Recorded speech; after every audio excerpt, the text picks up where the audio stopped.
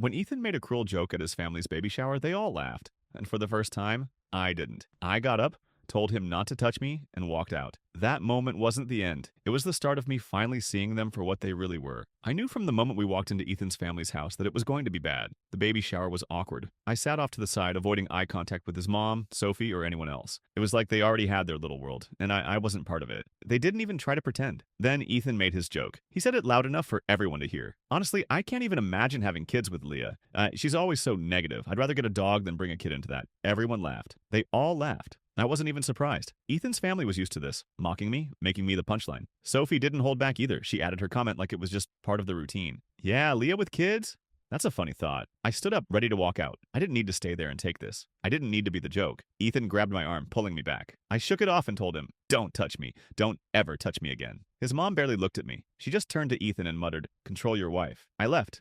I didn't care what anyone said. I grabbed my stuff, walked out, and didn't look back. I went to Hannah's place. No questions, just silence. But then the text came. Ethan, his mom, his family, they all sent me messages like I was the one who had done something wrong. "You're overreacting," Ethan texted. "It was a joke, Leah. You're making a big deal out of nothing." His mom sent a message too. "You need to calm down. This isn't that serious, Leah." Sophie jumped in with her usual nonsense. "You always take everything so personally. Maybe learn to laugh." They all wanted an apology. I didn't reply to any of them. Not because I didn't know what to say. I didn't reply because I didn't owe them anything anymore. The morning after the baby shower, I didn't want to check my phone, but it was impossible to ignore. It buzzed, constantly. The messages, one after another, all from Ethan, his family, and some of our mutual friends. I stared at the screen for a minute before opening the first one. Ethan's message. "I can't believe you walked out like that. It wasn't even that bad, Leah." Then his mom's text came in, short and accusing. "You're making a scene, Leah. You need to calm down before you tear this family apart." I rolled my eyes. Of course, they were trying to play the victim, but it wasn't even surprising anymore. What did surprise me, though, was when I saw the text from his mom to mine. She had told my mom that I was destroying the family. I started to get angry, but I didn't feel like arguing yet.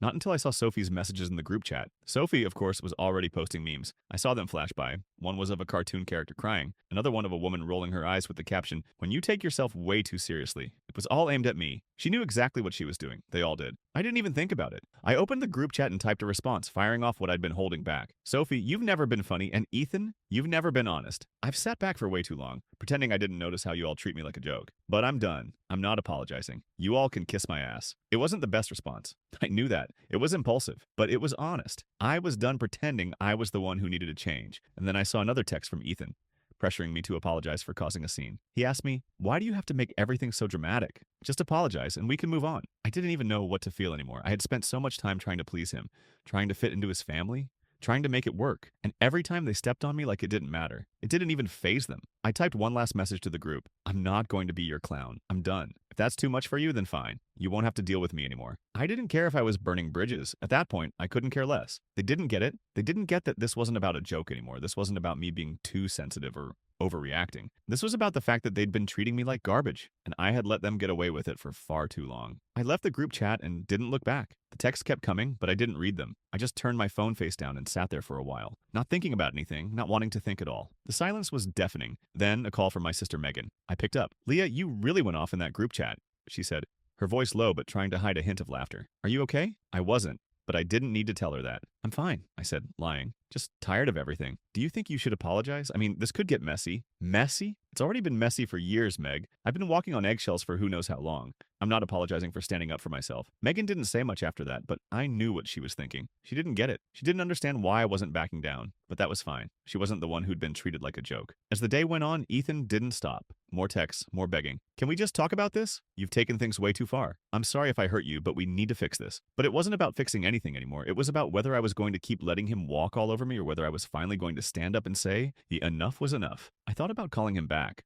but I couldn't. Not this time. This wasn't just another fight we could get over. I didn't want to be married to someone who made me feel like I was the problem. Ethan's mom invited me to dinner. She said it was to clear the air. Yay, she kept texting me, apologizing for how things went down at the baby shower, and trying to convince me that we could fix everything. It took her a while to get through, but eventually I agreed. I figured if I went, at least I'd have closure. Maybe I could get this all over with and move on. I took Megan with me. I wasn't going to do this alone. She was my backup, the one person who'd always had my back when things got out of hand. She didn't even question it when I asked her to come along. When we arrived, Ethan's mom was acting like nothing had happened. She greeted us with a fake smile and led us to the dining room, where the whole family was already seated. Ethan was there, his face expressionless, and his mom started in with the pleasantries, like I was just going to forget about the last 24 hours. "We're all glad you could come, Leah," she said, her voice dripping with sweetness. We just want to clear things up and get back to normal. Normal? That's what they wanted, wasn't it? For everything to go back to how it used to be. Where I was just the quiet, compliant wife who took their shit and smiled through it. I wasn't going to let it happen. I could feel the tension building in my chest. Ethan sat next to his mom, not even looking at me like he was already over it. He didn't care enough to even pretend. I didn't need to see his face to know he was pissed, though. He hated that I was pushing back. The moment we sat down, his mom got straight to the point. "We need you to apologize," she said, setting her fork down. "You humiliated Ethan in front of the whole family, and it's time to make things right. You can't just walk out like that, Leah. It's unacceptable." I didn't say anything. I just stared at her. Ethan shifted in his seat and added, "I don't know what you were thinking, but you need to apologize. This isn't how we deal with things. You can't just act like that." I didn't even look at him. His words didn't matter anymore. What mattered was that they still thought they could control me. They still thought they could dictate how I should act and feel. I couldn't let it go any longer. "I'm not apologizing," I said, cutting through the tension like a knife. "I'm not apologizing for standing up for myself. You all have been treating me like garbage for so long, and I'm done letting you get away with it." The table went silent. I could feel everyone's eyes on me, but I didn't care. This wasn't just about one joke anymore. This was about every little thing they'd done to make me feel small. I was sick of it. Sophie, of course, was the first to speak up. "You're being dramatic, Leah," she said with that smug smile of hers. "We were just joking. You can't take a joke? Maybe you should just relax." I slammed my hand on the table. I'm not relaxing. I'm tired of being the butt of your jokes, Sophie. I'm tired of Ethan pretending everything's fine while his family shits all over me. I'm tired of being made to feel like I'm the problem when I'm not." Ethan looked at me then, his eyes narrowing. "You don't have to make this so public, Leah. You don't have to air our dirty laundry in front of everyone." "Public?" I almost laughed. "You all have been making it public for years. Every joke, every remark. Every little thing you've done. You think this is private? This is my life, Ethan, and you've treated it like a joke for too long." At that moment, I realized I wasn't just angry anymore. I was done. I didn't need to explain myself anymore. I didn't need to justify my feelings. I just needed to get out. I pulled out the divorce papers I'd been holding onto for a while. I didn't say anything. I just slid them across the table and let them land in front of him. His face went pale. "What the hell is this?" "This," I said, looking him straight in the eye, "is my way out.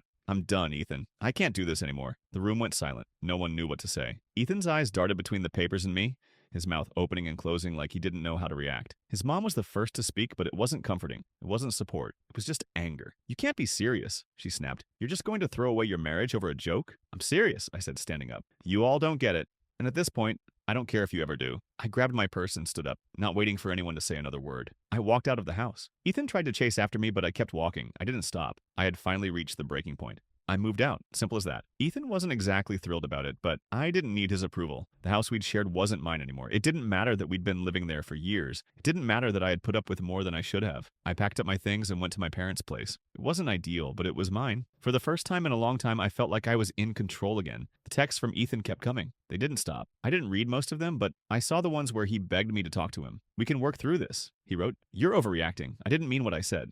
Please, Leah." I ignored him. I didn't care how many messages he sent. I didn't care how many times he told me I was overreacting. I had been overreacting for years, but this time, I wasn't the one doing it. Ethan's mom got in on it, too. Of course she did. She sent long texts about how I was destroying the family. She claimed I was being selfish and that I needed to see how much this was hurting Ethan, that I was making a mistake. I didn't answer her either. What was the point? They never listened before and they weren't going to listen now. I knew that. I wasn't expecting an apology, but I was damn well done with pretending they were the good guys. The worst part wasn't Ethan or his mom, though. It wasn't even the constant bombardment of texts. It was the fact that some of our mutual friends were stepping in too. They wanted to know what was going on. They wanted to know why I was acting this way. Some of them were asking me to just forgive him, to just let it go, to fix things because that's what couples do. I couldn't even deal with it. Every time my phone buzzed with another message or call, I felt like I was drowning in other people's expectations.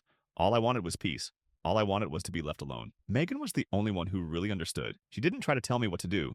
She didn't judge. She just showed up, no questions asked. She stayed with me at my parents' house for a few days, and even when she went home, she kept checking in, making sure I was okay. No pressure, no trying to fix me, just letting me feel what I needed to feel. My parents, on the other hand, weren't as supportive. My dad stayed quiet about the whole thing, but my mom wanted to make sure I wasn't making a mistake. She asked me every day if I was sure. She didn't outright say it, but I knew she was worried about me. I could see it in her eyes, like she thought I was throwing away my whole life. But I wasn't throwing anything away. I was just taking my life back. Ethan's persistence started to annoy me more than it upset me. He was texting every few hours, sending long, emotional messages about how we could work things out and how he wasn't the same guy anymore. He even begged me to talk this through, like I hadn't heard that line 1,000 times before. I didn't block him, not at first. I thought I should let him see how it felt to have me ignore him for once. Let him sit in the silence. Let him feel the weight of his actions for once. But it was wearing on me. It felt like he wasn't hearing anything I said. So one night, after a string of texts where he told me that I was making a huge mistake, I finally got fed up. I blocked his number. It was done. A few more days passed. The texts from Ethan didn't stop.